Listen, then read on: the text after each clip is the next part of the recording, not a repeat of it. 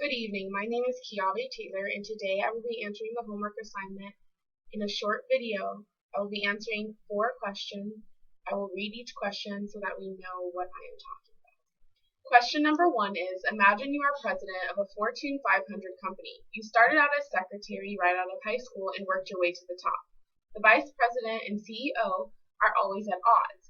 As an expressive leader, how do you resolve this social dilemma and restore order in the leadership position between two officers?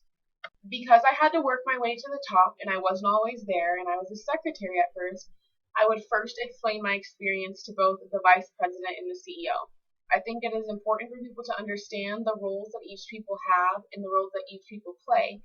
And I also think it is very important to realize that because someone may be the vice president or the CEO, that one person is not right over the other.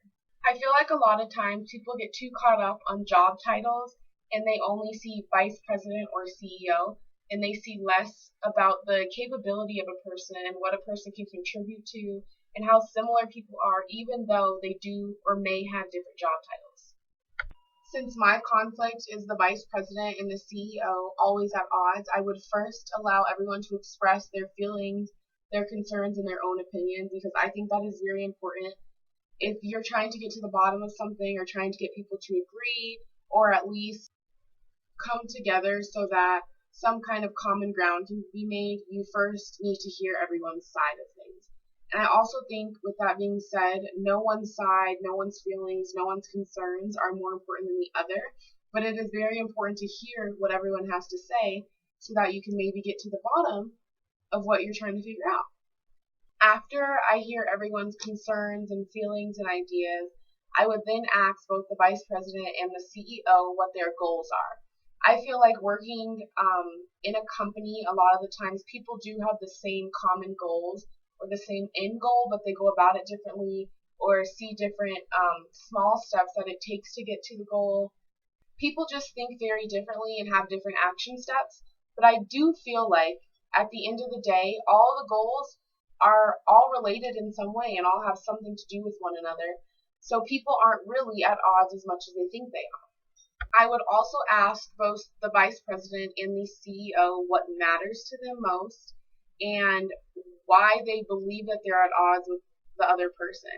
I think when people talk things out and figure things out and communicate, everything can be fixed. It's when we're not communicating, not working together, not sharing our ideas, when we bump heads and everyone always seems to be at odds. Question number 3 is name the 3 types of formal organizations and explain how each is different. Also, explain a time when you were involved in one of these types of organizations and the positive and negative effects it had within it. Coercive, formal, and utilitarian organization are the 3 types of formal organizations. The first type is coercive organization, which maintains control through a force. Once you enter the coercive organization, you cannot leave without permission. A formal organization is more of a type of organization that is put together by a group to construct a common goal through the organization. A formal organization is a type of organization where a group of people come together to achieve a specific goal. And finally, utilitarian organization is when a group comes together and they maintain control through bargaining. I've been a part of a lot of different kinds of organizations, but I would like to talk about a formal organization that I was a part of. In high school, I was in student council, which is a huge formal organization because there was a huge group of us trying to achieve several goals for the well-being of the entire school and the school's community. Question number 3 is, you decided to run for office. Although you have little to no experience with elections, holding office, or campaigning, you feel you can be successful since you have helped a friend who served in the public office seat last term. Explain how this is a characteristic of Weber's idea of bureaucracy and what you will do to prove your competence under these characteristics. Me believing that I can run for office, although I have never been in a situation before, just would show how much pure dedication I have. If no one has experience in areas of the public office that you may need, it tells someone that you really want to be a part of something or do something if you're doing it and you have little to no experience. This is a characteristic of Weber's ideal bureaucracy simply because he feels like ideas have been handed down. So a lot of the things that I could have helped my friend with, I learned through experience, and that's what Weber's idea is all about. He thinks experiencing things, going through things, really teaches you how to do something, and people that are in public office or think that they're better than you, they really are not. He thinks that your past teaches you about your present, and you're in a situation because God wants you to be in this situation, regardless of who you are. A bureaucracy is a model designed to accomplish a task the most efficient way possible. So, with that being said, anyone can run for public office.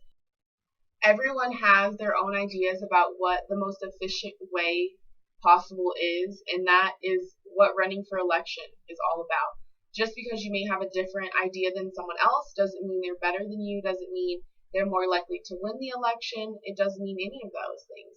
And he also says that it doesn't matter who you are or who you know, which is totally true, because you don't need to know someone in the public office. You don't need any experience, and it doesn't matter who you are. Anyone can do it.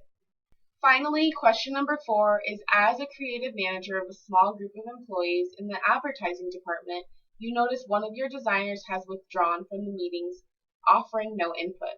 The employee's alienation concerns you. What will you do to socialize this employee and engage them into their job? Everyone is different, and not everyone is super outspoken or likes to speak or talk during meetings. So I totally get that.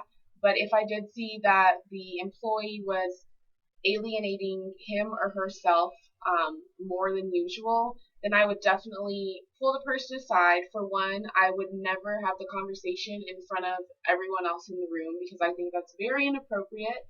And if it was something more than something small, I wouldn't want the person to feel like they had to tell me on the spot or that they were uncomfortable, because that is something that I would never want. I think I would definitely find an employee that doesn't have problems with alienation and is very outspoken, and maybe pair that person up with the person that I'm having trouble with, or the person that is feeling alienated or not putting as much input in.